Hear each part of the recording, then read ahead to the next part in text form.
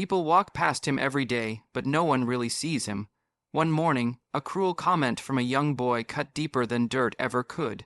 He stayed silent, but someone else was watching, and one powerful lesson would change 2 lives forever.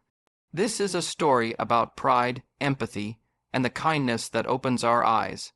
Aaron stood at the edge of the busy street, his faded uniform clinging to his thin frame as the morning sun slowly rose.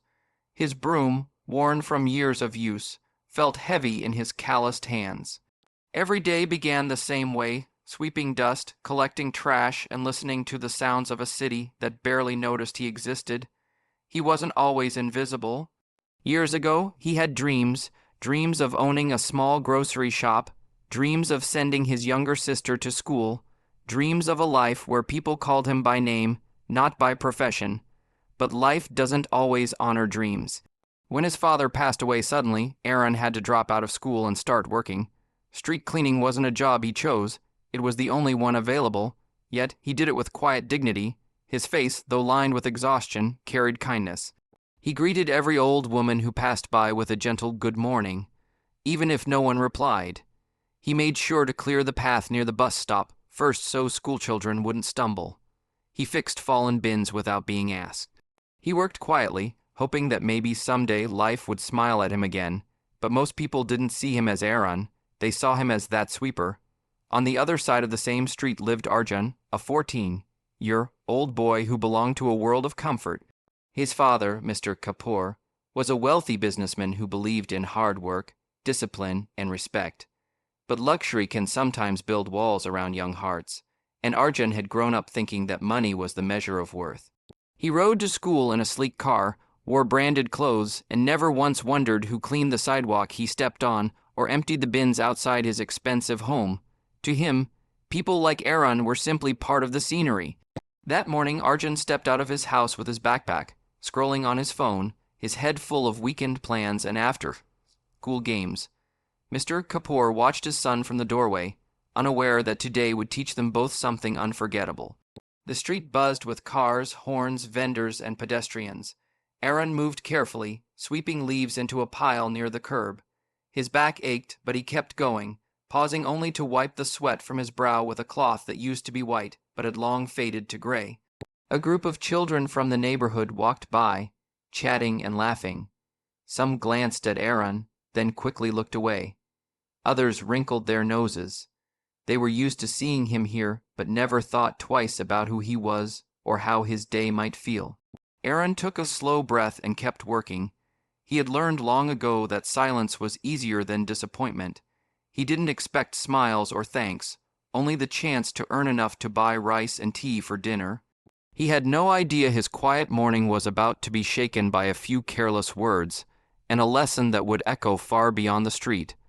Arjun was running late and in a hurry. He stepped outside, still scrolling through his messages, when he noticed Aaron sweeping near the gate. A small pile of dirt had gathered near the wheel of their car. Instead of walking around it, Arjun frowned. "Ugh, can't you do your job properly?" He blurted out, his voice loud and sharp. "This is why the street always looks dirty. People like you don't care." Aaron froze for a moment, his hands tightening around the broom handle. The sting wasn't just in the words. It was in the tone, the disgust, the assumption that his worth was smaller than the dust he swept. A few pedestrians glanced over but quickly continued on, pretending not to notice. Arjun didn't stop. "Why don't you do something better with your life, or is this all you can do?" He scoffed, brushing past him without waiting for an answer. Aaron lowered his gaze, his lips trembled, but he said nothing. He'd heard painful comments before, but something about this one, coming from a child full of arrogance, got deeper than usual. He turned away, blinking back the sting in his eyes. Just then, someone stepped out from behind the car.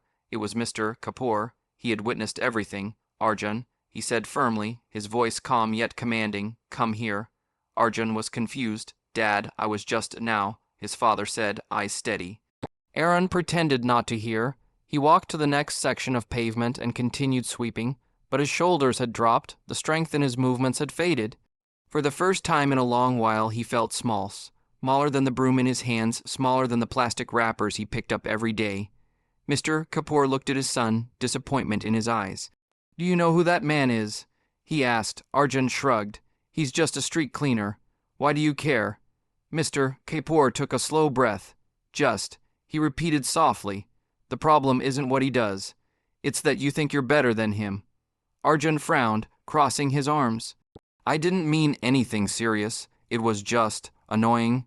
That man, his father said, pointing gently toward Aaron, wakes up before sunrise so you can walk on a clean path. He cleans the bus stop you use on school trips.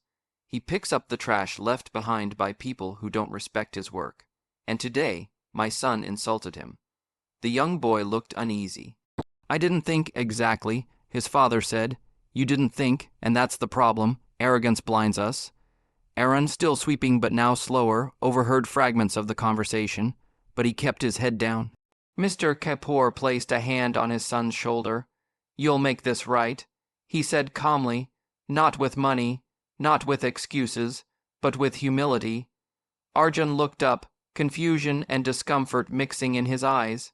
He didn't yet know what his father meant, but he could tell this wasn't the end of it, and neither could Aaron.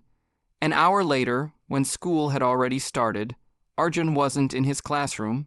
Instead, he stood next to his father at a small corner shop, holding 2 paper cups of hot tea and a packet of fresh bread. Mr. Kapoor looked at his son. Go on. Arjun hesitated, but slowly made his way toward Aaron, who was still working a few streets away. The man was kneeling, lifting a heavy garbage bag into a bin, his movements slower than usual. The insult from earlier still weighed on him. Arjun stopped a few steps away and swallowed hard. His voice was barely above a whisper. Sir, I brought you tea. Aaron looked up, surprised. He stared at the boy, unsure if he had heard correctly. Arjun held out the tea with both hands, his eyes lowered. Not out of shame, but respect. I'm sorry, he said, his voice shaking slightly. What I said earlier was wrong. You're not less than anyone. I shouldn't have spoken like that. For a moment, silence filled the space between them. The street noises faded in the background. Aaron slowly took the cup, his rough fingers brushing against Arjun's clean, soft hands. Mr. Kapoor stepped forward. Thank you, Aaronji, he said with genuine respect. You do more for this city than most people ever will. Aaron blinked, startled at the polite address. He had been called many things, but never Aaronji. Arjun opened the packet of bread and handed it to him. I didn't understand how hard you work, he said quietly, but I want to learn. Aaron's eyes glistened. He wasn't used to kindness, especially not from those who lived in comfort. He nodded slowly. Thank you, Beta, he said gently. Words can hurt, but words can also heal. Mr. Kapoor placed a hand on Aaron's shoulder.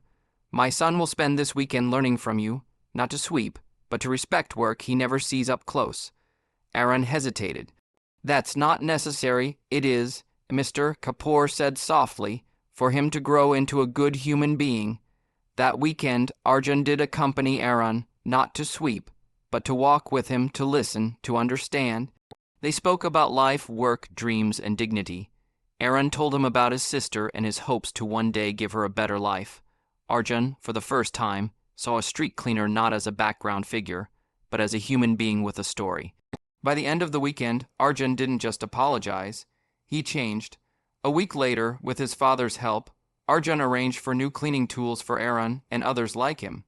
Durable gloves, new brooms, masks, and reflective vests were delivered with a note that simply read, Thank you for keeping our city alive. That small act didn't erase the insult, but it turned it into something better, a beginning. Respect is not measured by status, but by how we treat those who serve unseen. A single apology cannot change the world, but it can change a heart. Kindness begins when ego ends. No work is small, and no person is lesser. And sometimes, the biggest lessons come from the smallest moments.